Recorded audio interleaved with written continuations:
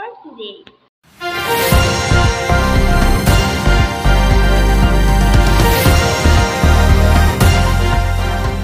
Nadine Makari, Minister of Education, Culture, Research and Technology, said that the American curriculum will profit economy and individuals for students and schools. He gave an example whether in high school there will be no more majors or specializations such as science, social studies, or language. The medical curriculum can be used in the 2022-2023 school year. Schools will also not be forced to follow the curriculum but are given the freedom.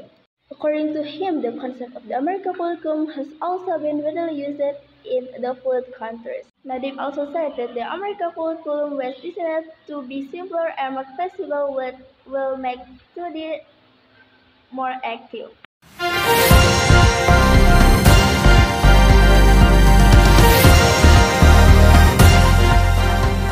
All the news for today. Thank you for watching and have a good day.